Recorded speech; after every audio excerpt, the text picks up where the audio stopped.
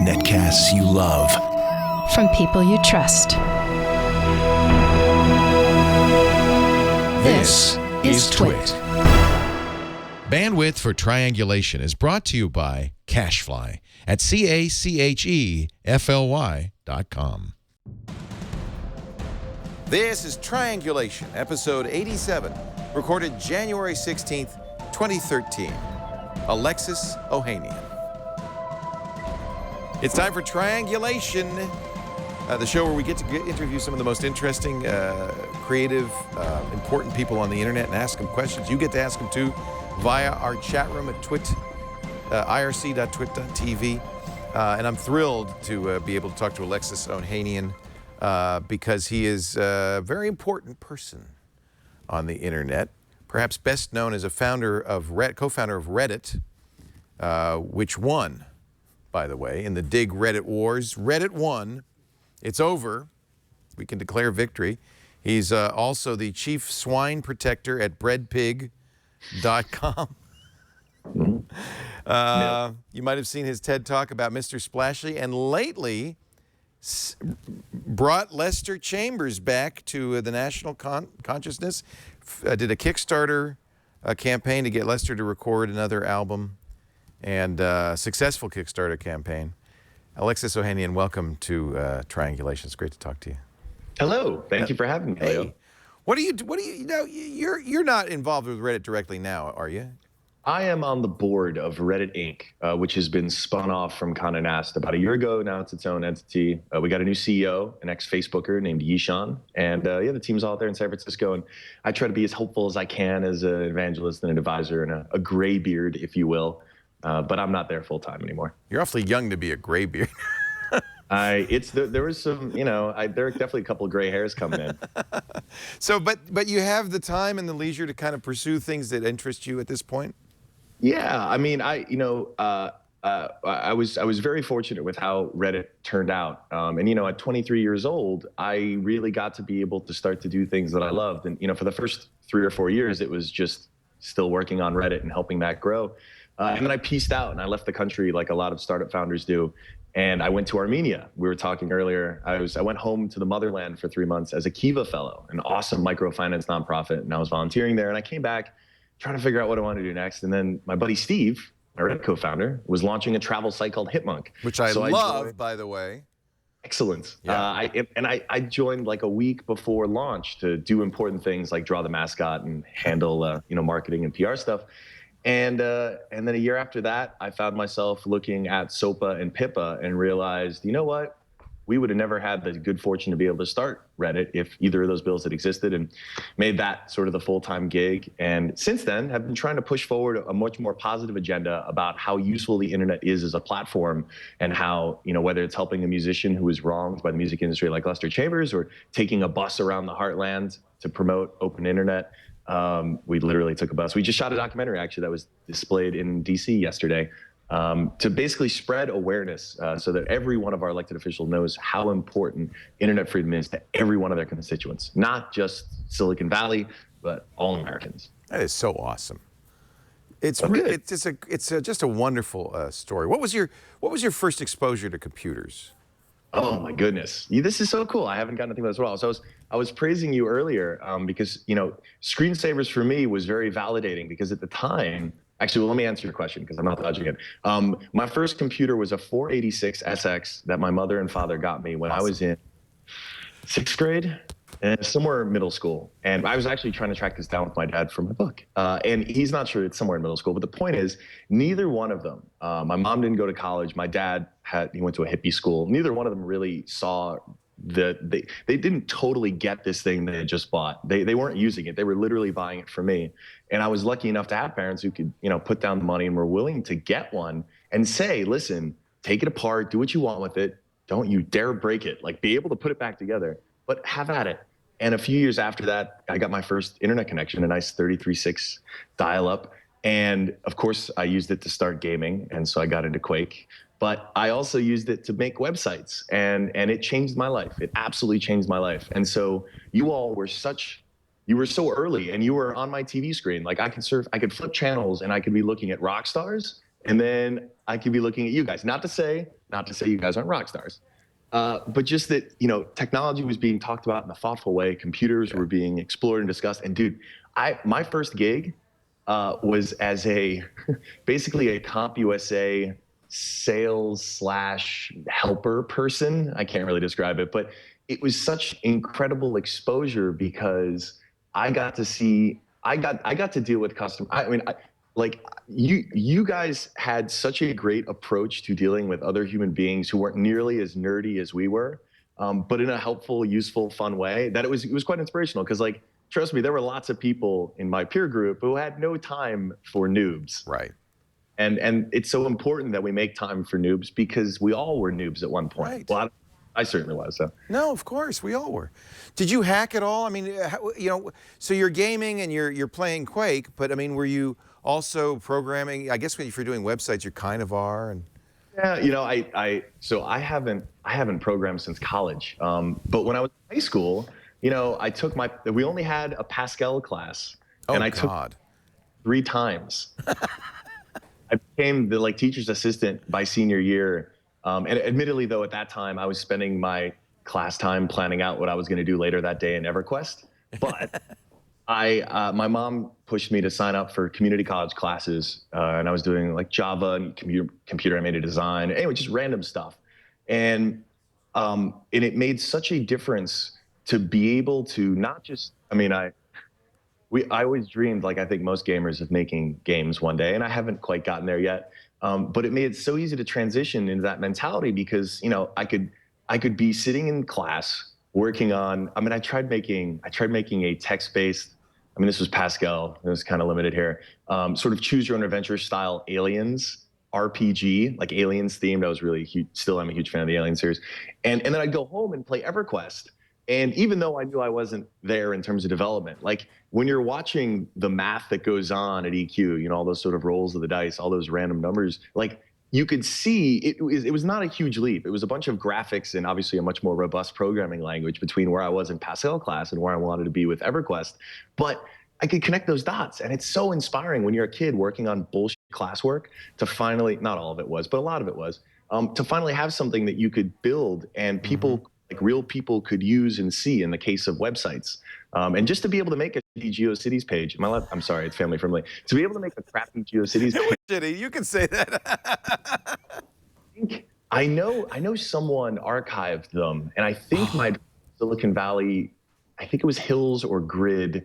I don't know if I can remember the number. But anyway, it was just a crappy Quake 2 fan page. That was I distinctly remember my first website. I got an HTML book and I started reading, and I was like, man, this book sucks. There are all these people on the internet who have written much better tutorials. I can learn from them. And I'm copying and pasting stuff, and it's just like, it's just so cool. Even though the little counter was probably just counting views, and every time I reloaded, it was just me that was making it go up.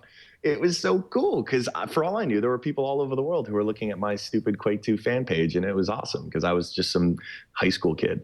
So it's so empowering. And so I know how lucky I was to have gotten those opportunities, to have had a couple of parents who had the resources and the know-it-all to be like, this kid should have a computer. That it's such a big deal now. I mean, I know how many sort of life cheat codes I've gotten just by being a white dude here in the US, but there's so much opportunity in this platform that is the internet and technology. And I want to make sure everyone knows how important that is so that we can get as many other kids sort of using those same cheat codes and having those same opportunities, just because I want better stuff, better photos. I remember vividly that same, I'm a lot older than you, but that same experience of the thing that's so fun about programming is you control the universe and you get this result and you see it and you can influence it, and it's a feedback loop that sucks you in. And I think that the people who are really good at it, I think, started gaming because you're like a baby duckling. Your first imprint of the computer is it's something for fun. It's something enjoyable, and it stays enjoyable. People who discovered the computer as a word processor or a spreadsheet, it's always going to be work for them. Yeah, you're absolutely right. And you know, the book that really got me thinking about entrepreneurship is called Masters of Doom. And it's the story of. What a great book. Great book. And please read it. Everyone go read. Like, it's it's the kind of thing where if you have any appreciation for first-person shooters, you'll probably just adore this thing regardless. But it's so great because you can empathize with these characters. I guess Romero's a little harder to empathize with if you know the later years. But a genius like Carmack and these dudes just working on building a game that ended up changing, video games. It seemed so fun and so inspirational. And Steve, who I started Reddit with, he lent me that book when we were in college. And the funny thing with Steve is, so Steve did the real heavy lifting in terms of building Reddit. By the time I graduated and Steve decided to write the first version of Reddit in Lisp, despite what? He wrote it in Lisp? All convinced him that it was a good idea. Steve was also the guy, you should have Steve on. Steve was the guy at UVA who was like known in the CS department for doing projects in Lisp. If it wasn't specified, what language, he would solve it. He would solve it in Lisp just for giggles. Actually, I love Lisp, and it is often said, mostly by people who were Lisp programmers, that the greatest programmers learned to program from Lisp first because you get the abstractions. The idea is that you're not learning how to control a computer, you're learning how to express a problem and a solution. You're thinking algorithmically, not computer, like I'm not teaching the computer to do something, I'm thinking about how to express this problem. And I still to this day have a fear of parentheses. You should. and Steve, I tease him because we very quickly realized that him sort of helping guide and tutor me in Lisp was not the most effective use of either one of our time. This is just, dumb first-time founder stuff. But to this day, actually, Steve has since evolved into a fabulous teacher. And I know this because he has a Udacity course neat. that I recommend everyone take. He basically walks you through building Reddit. And it's a fabulous course. It is, of course, free. And he teamed up with one of his old professors at UVA to work on it. And it's so great because, again, it's to the spirit of this thing, which is, a guy like Steve, who is easily one of the best programmers I've ever met, a brilliant mind like his, knows that he learned a lot of the best things that he has learned over the years from the internet, from a free resource that someone else volunteered some time to, whether it was, pushing some code up on GitHub or writing a tutorial or a news group or some community that helped him along the way. And him giving back is fabulous in this regard because I tell you, to get a free education in web development from Steve Huffman is a steal. Absolute steal. So please, everyone go take that class. Udacity.com. It's CS253 web development, how to build a blog. That would be so awesome. So, but I can't imagine that Reddit stayed in Lisp for very long. No, actually, so about 6 months into Reddit, remember this was the first round of Y Combinator, and no one, not even Paul, really knew what he was doing. Steve and I managed to get invited to Google and I told this to a reporter off the record, but it wasn't. Anyway, it's public knowledge now. We were invited to Google for this, for what ended up being an acquisition offer. And that was a small, acquisition offer, but it was this incredible turning point for us because we realized, oh, wow, this might actually be working. If Google's interested, and this is a fledgling company. Think of what it would have done to the Reddit dig thing you had mentioned earlier. But we decided not to, and we thought, all right, well, we're going to need to grow things a bit. And we'd had Dr. Chris Slow, who is also in YC, but his company had fallen apart. He went back to grad school. He's also brilliant, a nuclear physicist. He was helping us out part-time writing code, but we knew we needed more development help. And that was when Paul Graham suggested we actually merge companies with Aaron Swartz's company, Infogami. And it was Aaron's impetus, him joining up and being a huge Python evangelist, convinced Steve to rewrite the site, along with the fact that Steve was literally sleeping with his laptop in bed because of how unstable the site was. That also helped. But, I guarantee you Reddit was better. The code base was better for having thought about it in Lisp first and then throwing that code out and going to Python. I don't think that's so bad. Well, the part that Steve learned the hard way was fear the wrath of a Lisper scorned. You should look. He did a really great blog entry explaining the switch from Lisp to Python. And the comment thread must be somewhere on Reddit still, but he did a really great job. He just said up front, listen, we really appreciate how much the community supported us because there aren't a lot of websites written in Lisp, and you all were such a great champion. but we're switching to Python. And he was not very liked for that when he. There's still a lot of neckbeards out there. Yeah. Yeah. And I love Lisp, but I wouldn't want to maintain a code base for something that big. And I imagine Reddit's pretty big code. Yes, and I can tell you, if you go to code.reddit.com, you can download it because we are open source. Well, there's a little bit of the sort of ring voting, spam fighting stuff that's black boxed, really just because those are evil people. But the rest of the site's open source. I always tell people, if you don't like Reddit, or if you don't like certain subreddits, you can always create your own. If you don't like that, you know what? We're open source, so please crush us. You know, this is one of the things that I think really at first might have been a challenging part, and certainly challenging for investors to wrap their head around Reddit, but it ultimately was the strength of Reddit, was the notion of subreddits, rolling your own, open sourcing it. Was that from the very beginning? I mean, how do you build a business around something like that? Well, you know, Steve and I had a very important fight like a month into Reddit. It was our first like pretty serious discussion where we really butted heads. And we had made a decision from the very beginning. Like, the nice thing with there only being two of us was we could split it up and just say, if it's a business decision, Alexis gets final say. If it's a technical decision, Steve gets final say, sort of defaulting to our respective strengths. And I really wanted Reddit to implement tags. It was, you know, we were at a point where they had enough traction. The site was just this one front page. But what I thought we really needed was the ability for someone upon submission to choose, you know, a couple of tags so that we could really quickly goose a bunch of different categories. And Steve said, no. People will one day be able to create their own subreddits because, you know, what I might tag, you know, an update about the fiscal cliff, I might tag politics, and you might tag Obama, and someone else might tag Congress, and someone else. It's harder to have cohesive discussions, and really this was a thing. And to Steve's credit, he saw this certainly before I did, was going to be in these user-created subreddits. Now, that said, we had that code for, I don't know, a year before we finally pushed it out for other people to be able to create their own subreddits. And we were so anxious. We didn't have nearly the size of Dig, which was admittedly the chief competitor.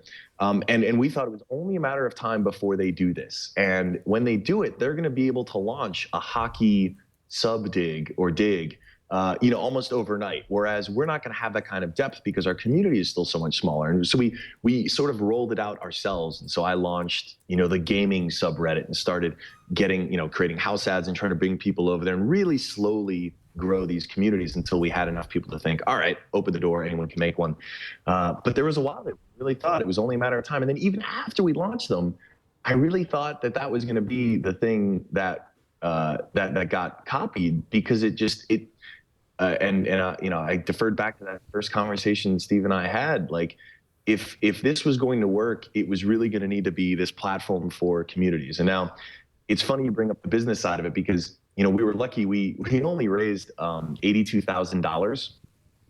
We got 12 grand from Y Combinator, and then at the end of Y Combinator, there was a demo day, and we raised another $70,000 just from Angels, and we were acquired, I don't know, 16, 17 months from start to finish. So it was not, we knew it wasn't not a huge venture raise. Obviously, with Hitmonk, it's been a very different trajectory, but back then, you know, we just wanted to make something that was popular and had traffic, and, you know, it was 2005, so you could kind of get away with that. If I put on my investor hat now, and it's like, let's get some revenue, please.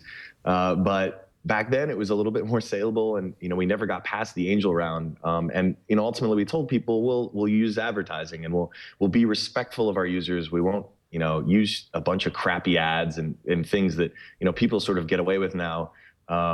We wouldn't want to go there. And, you know, as Reddit has grown, we've explored different stuff. I mean, sponsored headlines are still the top way that the site makes money.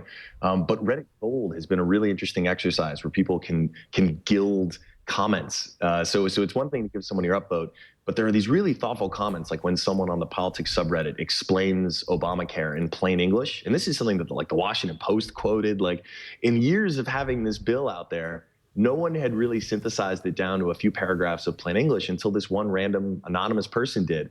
And that's the kind of thing that we want people to say, you know what, we're going to gild you. I'm going to pay money to sort of buy you a Reddit Gold subscription, which is fairly superfluous. I mean, it's a gesture. There's some extra features and some cool stuff that makes it valuable. But most of it is built around the fact that there's already this community. Sorry, there's already these many communities which are doing these things for one another, whether it's having secret Santas or giving pizza or whatever. Let's use what already exists naturally and find ways to monetize it without screwing over the user base.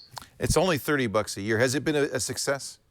It has in that, you know, it is not a huge cost to us, right? Right. And this was actually well, but you do turn off ads, so there's an opportunity cost. I mean, there is. It's when you what's interesting. Yes, I mean there is. It is not a significant enough percentage of the traffic to really make a huge. I mean, compared to how many. I mean, I think Reddit had 4 billion page views last month. Holy cow! There are plenty of page views to go around for serving ads, but the brilliance here was actually from Drew Curtis, a buddy of mine, who's the founder. Yeah. Yes. And he and I were talking over drinks, no surprise, and he talked about the success they were having they had with Total Fark, which was right. Reddit Gold is pretty much just me copying off of Drew. Most of the ideas are that, but there is something to be said when you have these communities, whether whether it's online or offline. There are ways to, and we haven't seen it mature to the point where it's like, oh, forget online advertising. This is the new way of doing things. But there are constructive ways to make money while not also doing it in spite of your community. There are obviously platforms like, say, Kickstarter that lend themselves really well to making money while also, sticking to community norms and, having sort of everyone win. But I think even as a sort of community platform, as a platform, whether it's Tumblr or Twitter or Reddit or Facebook's sort of made more inroads into this than the rest. We have to find more creative ways than just advertising, especially just banner advertising, especially now that, our mobile devices don't really accommodate all of those awful skyscraper and bloated banner ads. I think that, I mean, you may not agree, but it seems that you have a respect for your users that trumps the need to make money. Now, of course, you were out of it in a year and a half. Maybe that would have changed, but I believe that's the success of Reddit, frankly. Well, to be fair, Steve and I we stayed until the end of a little bit beyond our contracts. Okay. So in total, I think I worked at Reddit for about the first 5 years. Well, that's a long time. All right. I would say all of the huge growth of Reddit has happened since I left my full-time capacity. So that could be correlation. I leave that up to you guys. But it's not that, and you know what this comes from is it's, at the end of the day, Steve's the guy who's pushing the code, right? And Steve is a very ornery guy. He's a wonderful guy, but it hurts him when he has a terrible experience online. It hurt, like he hates it. And having someone from the very start who's writing that first line of code with all those damn parens, who empathize so much with users, I think that set a tone. And in all these sort of years since, the Reddit team still very much respects that. And yeah, I'm sure it's come at the cost of short-term revenue, no doubt. But long-term, I think it's absolutely the approach to take. And you're seeing the same thing now in Hitmonk. The big difference, of course, being we have very wisely learned to hire designers much earlier in the process, so it doesn't look like Reddit does. Well, look at the lounge. If you want to see great design. Now that's a beautiful, look at that pen. That is glitzy and. No, I mean, it's, what's nice is if you go to apple.reddit, the Apple subreddit has been beautifully reskinned, and it is. That's one of the neat things about subreddits. You really can do gorgeous stuff. The StarCraft subreddit, well, I mean, it looks beautiful in the sense that it looks just like the Apple.com website, but yeah, but that's cool. Cool, right? The StarCraft subreddit is one of the most like, holy cow, this is not like, shouldn't we be getting a check from Blizzard for this? And it's all fan made. But that's the point. It's not you doing this, and you gave the power to your users to do this, which is, I think, fantastic. We have a TNT subreddit that it's just gorgeous, and it wasn't even us. We use it. Tom and his crew use it on the show, but it wasn't us who did it. It was some fan who did it and did a beautiful job.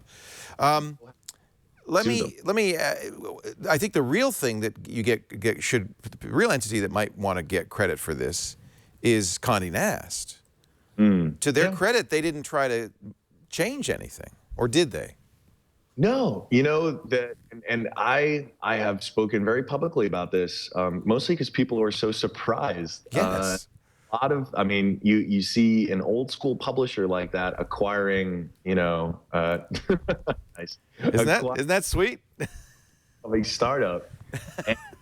And if you think about it, how many of those acquisition stories ever go well, right? Like, you don't hear a lot of, oh man, that was a great merger and acquisition. Like, a lot of these stories, and the narrative among startup founders is you're going to be there until your handcuffs come off, because it's probably going to suck.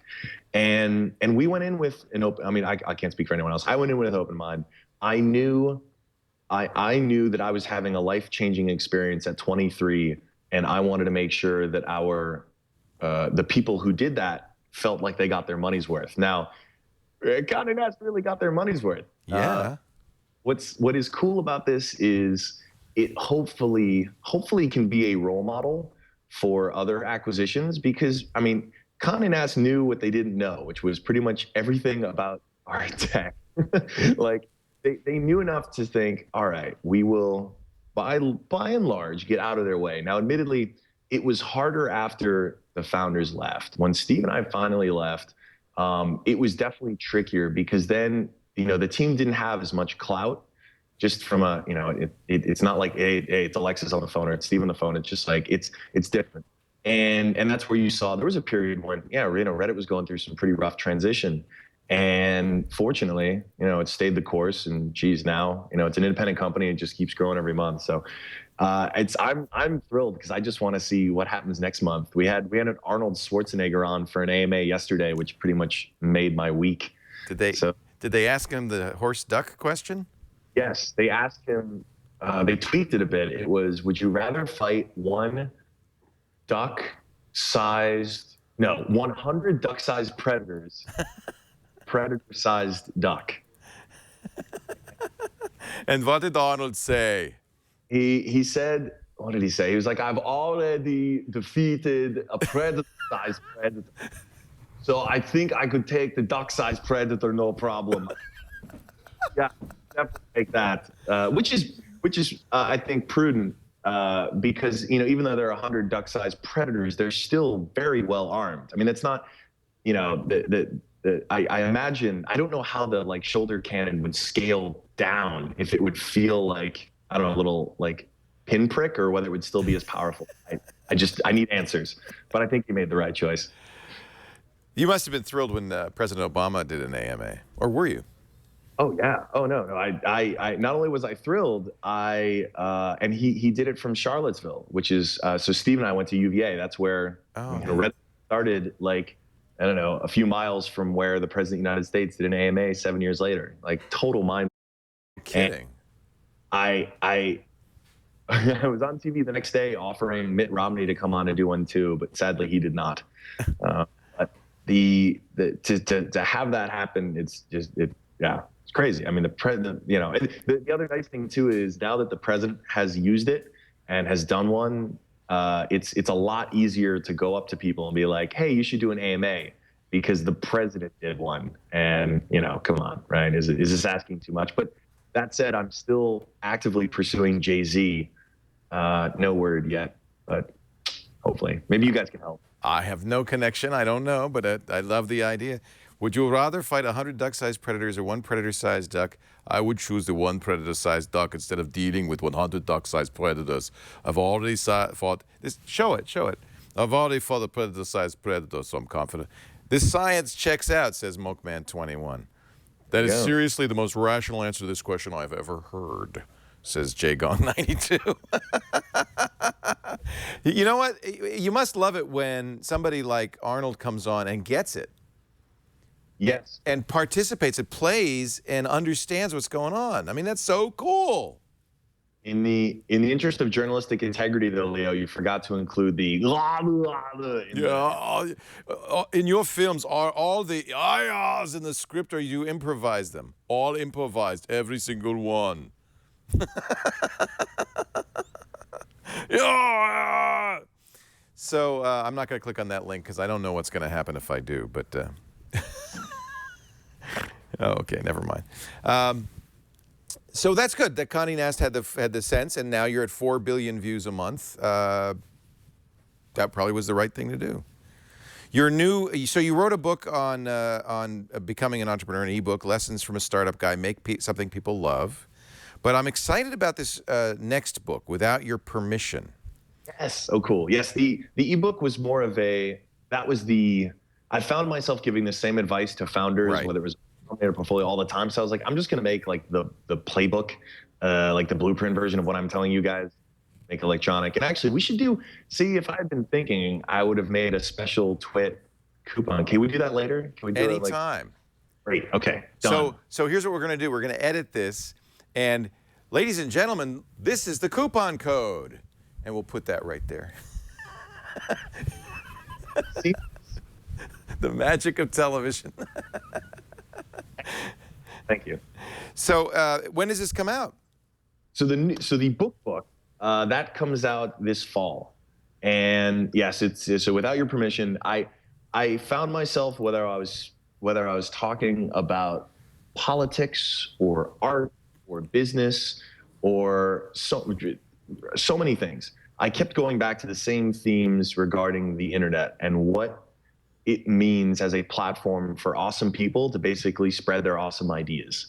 And so in doing so, they don't need to ask for anyone's permission, hence the title. And so whether you want to start a company in your apartment, whether you want to start a web comic, whether you want to start a music career, whether you want to start a revolution, whatever all these things are, in a world with a truly open internet, all you need is access. And that's such a powerful thing. And so I thought, you know what? Let's write all this stuff down that I keep talking about and then hopefully make this the best version of all of those things I've been saying. And so using stories from my own life, as well as stories from friends of mine, people I've encountered across all those fields I mentioned. It's just a bunch of, sort of part inspirational, but also part prescriptive and hopefully a little funny too. Just talking about all of the opportunity. And if you'll notice, it all kind of comes back to a lot of the open internet fight that's been going on for the last year or so, especially since we defeated SOPA and PIPA, which is, we need everyone to know, not just citizens, but also our elected officials, that the internet is this incredible resource, not just economically, but that's a huge, huge thing. There aren't many sectors of the economy that are growing like the internet economy is. But for ideas, right? It's the world's greatest library and the world's greatest stage in one. And I need to make sure every single person knows that. And this book seemed like a pretty good vehicle to do so. I don't know what's next, but I'm almost done my book edits, and then I'll be a very happy man. And you're drawing doodles for it. Yes, you got to have doodles. I mean, you'll notice Reddit, Hitmonk, and Breadpig all have mascots that I've drawn because I can't do anything without it having a mascot. It's sad but true. So you created the little Reddit guy. Yes. Yeah, that was the Reddit alien was a crude doodle in my fourth grade, my senior year marketing class of all places. And then I went home and on a cracked copy, of Paint Shop Pro 5, it's high school, I doodled the first version of it. I didn't even know about oh my gosh, I was not, as you could tell from the design of Reddit, not really a great designer for a while. The first couple of iterations looked like communist propaganda. Like the alien was all just like stern-faced and these giant eyes. Anyway, I eventually got through a couple of rounds until I liked it. But I'm really proud to see how much it's progressed because the Bread Pigs, I feel like a just sort of better design logo. And then the Hitmonk, which is the most recent one, I feel like actually looks like someone who might call himself or herself an artist would have made. So, progress. I would hate to see myself getting worse as an artist over the years.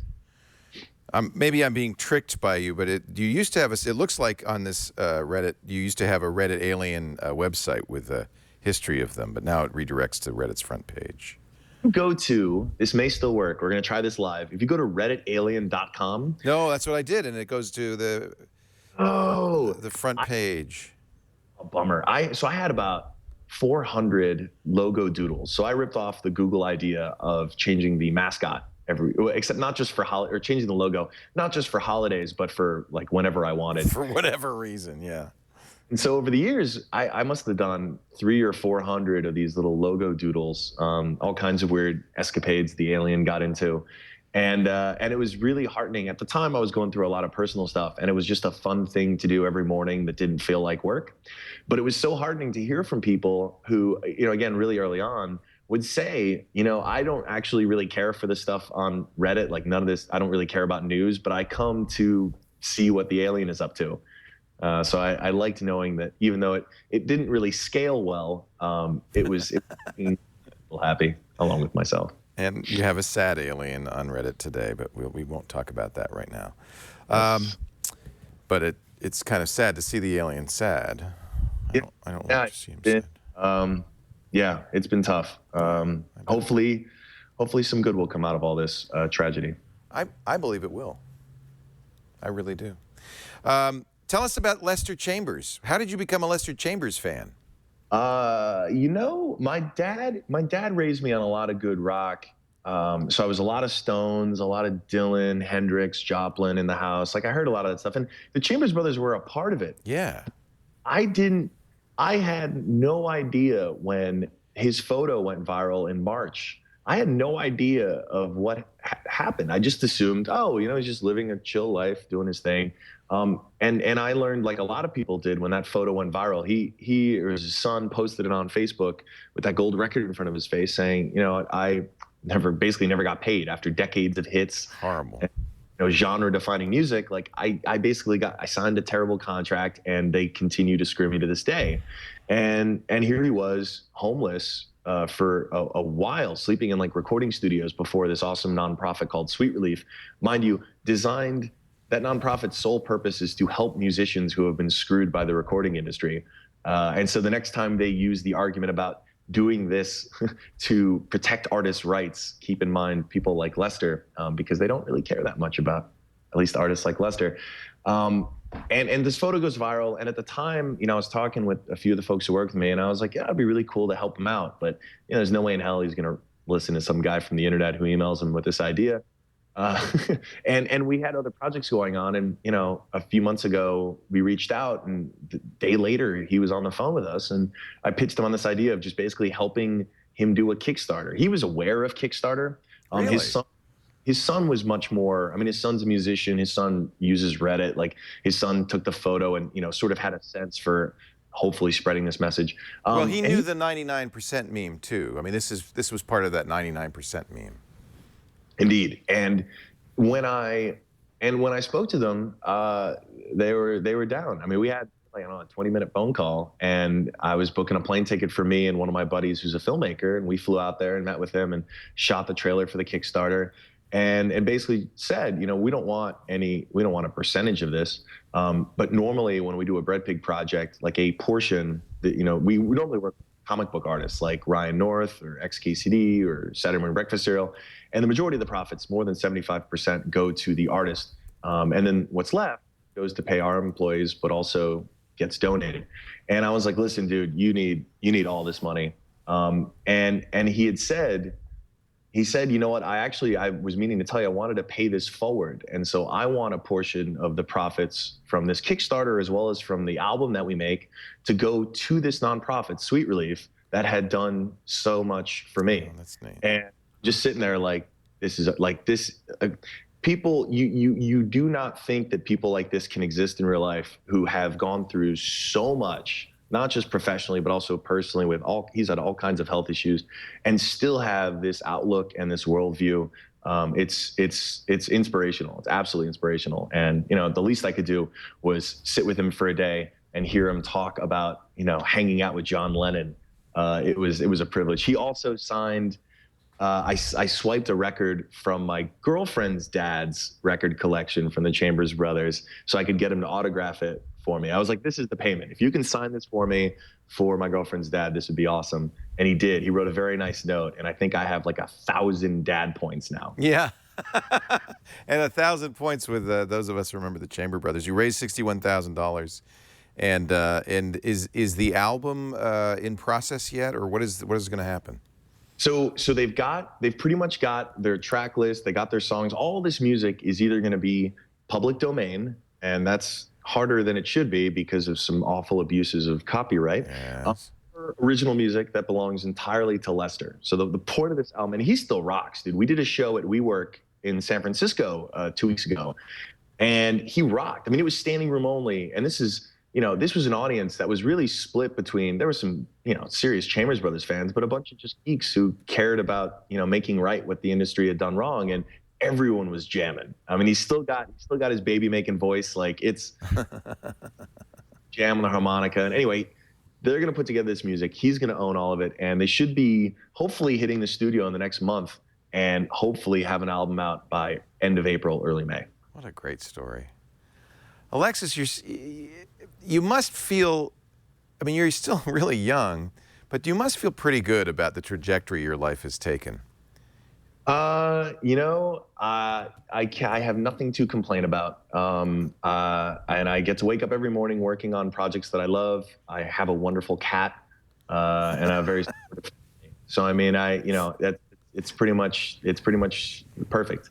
We won't let your girlfriend know you mentioned the cat before you. Damn. That's the moment when my phone blows up. Actually, she has better things to do than watch me on an interview, but she'll probably watch the recorded version and then be like, again, you always mention the cat before me. No, but I can tell from your eyes that you were thinking about her. Good. Thank you, Leo. Yes. Thank you. It's nice to see somebody who is so actualized, who is making a difference, who has, I think, the right values. Just the idea that you don't have to ask permission. What you're promoting here is creativity, and unfettered creativity, and a little bit of an anarchic kind of point of view. As long as it's, my life motto has been, I guess since college, has been to try to make the world suck less. And I think most of us actually believe that. I really do think most of the people in this world are good people. We have plenty of forces that want to tell us otherwise, but I really do genuinely believe that. And the more folks we can get online sharing those ideas and just doing stuff, the better. I mean, it's going to mean better everything: better companies, better politicians, better nonprofits, better music. I mean, we were talking earlier about Will Wheaton's show on tabletop gaming, on board games. Like, that's so awesome that gets to exist, right? Because in a previous world, that show never gets greenlit. And if it does, by some random freak of luck, it would have been a very different show, and certainly not on his terms, and not as good, frankly. It's the end of the gatekeepers, and it couldn't happen to a nicer bunch of guys. Yes. So yeah, and here's just it, right? Like, you've experienced it from both sides, right? As one of the OGs of all this. And I feel like my timing, I missed the first bubble, but I've been so fortunate to have caught the second kind of the social tech boom. But like, think of my goddaughter who, I see her on that iPad and she's like a year and change.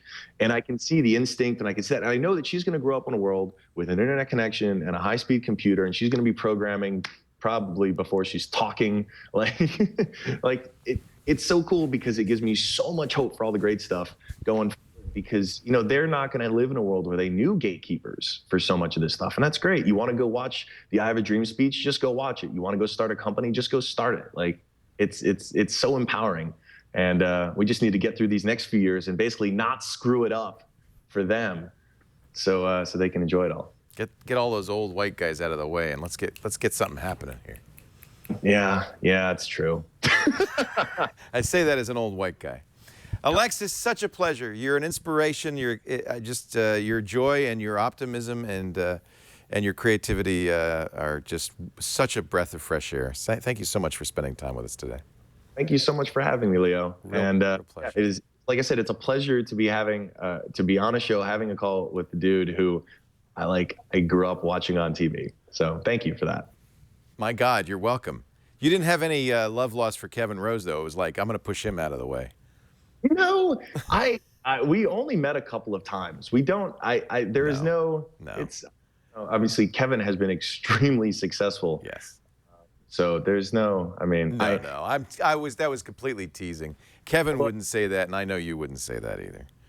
Although I will say, I've been wanting to arm wrestle him, and I finally started exercising. So when this fight, if he ever comes to Brooklyn, You got a long way to go, Alexis. This guy, I don't know if you've seen him. He's got guns that won't stop.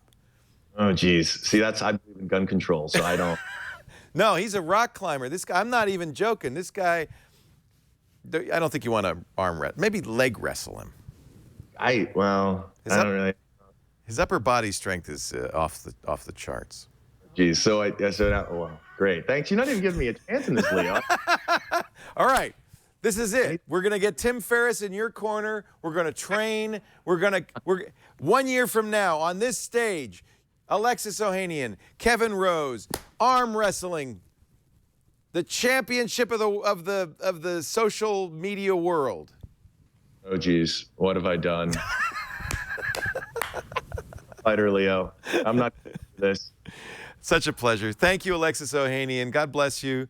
All the best. Keep up the great work. You're just, it's thrilling to talk to somebody who's got it. Well, thank you very much, Leo. Thanks. Take care. What a pleasure. So much fun. Golly. Thanks a lot, Alexis. We'll let you go. I'm sure you want to go have dinner or something. Oh, you don't even want to know. Since my girlfriend is not here, it's going to be black beans and I don't know. Maybe I'll fry an egg. At least you're not still living on ramen, dude. I ate a lot of ramen in high school. We were more of a spaghetti profitable startup. You could afford meat sauce. Only on Tuesdays. I'm really sincere, Alexis. It was rare that I get to talk to somebody who's just, you clearly have the vision. Sometimes you look at something like Reddit and you go, oh, well, the guy was very lucky. Nah, it's obviously not luck. It's very impressive. There's luck. You read Outliers was my favorite Gladwell book. I mean, I don't know what was going on with Blink, but like to see sort of validated through sort of like pseudoscience, but I know that there's hard work, there's other stuff, but luck, I still believe plays, it's a big role. Maybe not even luck, maybe timing. Yes, great, perfect, which I'll put in the umbrella of things I can't control. Right. Don't deserve credit for, but will take all the credit for. And yet, I think there were people who say, oh, you're trying to start up after the .com bust. That's not good timing. No, it takes. And this is not. Obviously, I don't want to dismiss it all as luck, because I'm also saying to every other person who's found success that, oh yeah, you didn't earn it. I mean, it plays a significant role, and yeah, it's a mind job though to think, how the random circumstances. I mean, the best example I can give, like I said, I sort of was deluded into thinking I might be a programmer until I met Steve. I met Steve on move-in day at college. And the only reason I lived across the hall from Steve Huffman was because at UVA, you can check a box that says either new dorms or old dorms. And I had no idea what those things meant. And I was just like, old dorms, that sounds vintage. I don't know. And I just checked that box. And I often think, because for whatever reason, I was thinking about that decision enough to remember it to this day. And in hindsight, I think, man, if I had checked that other box, I'd have never met Steve. I'd probably be, I don't know, a lawyer, or who knows what I would be by now. But this whole life trajectory wouldn't have happened. We wouldn't be having this call. And I'd be watching I'd be watching Kevin Rose do this interview right now. Yes, because you would have disrupted the entire fabric. So and I think about that and I think, what an insignificant little thing. And I checked I checked the right box, so to speak. So I mean, I want to give myself lots of credit for that kind of foresight, but it was just chance. But we all have these opportunities, and sometimes they work out and sometimes they don't. Hopefully more of the time it works. It's certainly good to have humility about it. But it's also, it's clear that we all get opportunities. Sometimes they go whizzing by, and sometimes we grab them, and there's a lot of serendipity, but I think you could take a bit of credit too, Alex. Well, as my girlfriend will attest, I take lots of credit. Okay, good. And that's one of the big things that we see in successful founders. And I don't know much outside of that world, but in terms of startup founders, it's men and women who are able to just get shit done. Yeah. Like who are willing to see that opportunity and stand up and do something, or go and write that email or push that code or do that, like.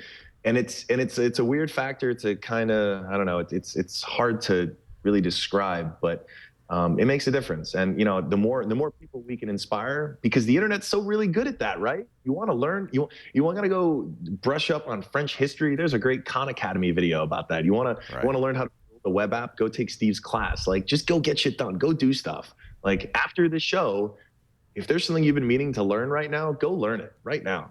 I challenge every viewer, go learn that thing you were meaning. Just give it a Google search, go get lost in Wikipedia, although it's not all accurate. Go just do it. Were there ever times where there were just like challenges that you just really had to grit your teeth? And, sometimes I hear entrepreneurs talk about the day that they couldn't make payroll, or there were just things that were just so, and you just kind of made somehow survived, or did it just kind of come easy? Well, business. Oh, geez. There were certainly business challenges, but I was fortunate and unfortunate to have had some like personal stuff going on pretty much a month after Steve and I started Reddit that really put into perspective my own life. And I think I think that perspective carries me to this day. I don't think I was a totally different person, but I certainly, I graduated from college. I felt invulnerable, and without going into it, because it usually makes me sad, I gained a true appreciation for life. And I looked at the challenges that I had in business, and I thought, you know what? This isn't so bad. I'm waking up this morning, I don't have to think about chemo. I'm waking up tomorrow morning and I'm not thinking about, my will. Like, right. Having that as an opportunity, although it's hard to think of it as one, I think made a hell of a difference. And so, yeah, there is, when put in the perspective of things, even the worst day for an entrepreneur, and that's why I hate it when people compare, people use the metaphor of warfare when they talk about entrepreneurship, and I've never been in battle. I can't even pretend to know what that's like. But when you start talking about it in the life and death and bringing those analogies, it really, I think you lose perspective of the fact that like being an entrepreneur right now in the U.S. is pretty freaking awesome. Yeah. There's a lot of tough days. There are a lot of fights. There were definitely days when I was just really, really worried about the fate of the company. And it's a very bipolar kind of existence. And to be fortunate enough to have had that perspective on it made the teeth gritting a lot more possible. And it is something, like I said, I feel so incredibly lucky to have literally woken up every morning since I've graduated from college working on projects I love. And I mean, don't get me wrong, there's some days I don't want to wake up, I don't get out of bed, like there are bad days. But I really appreciate that fact. And so, I obviously want to spread the meme of entrepreneurship. And I think it's great. Certainly not for everyone. But even on those worst days, all things considered, like you're working for yourself and your founders, and you're hoping to change the world. That's pretty cool. Not a bad way to end. Thank you, Alexis. Thank you so much, Leo. Great to talk to you.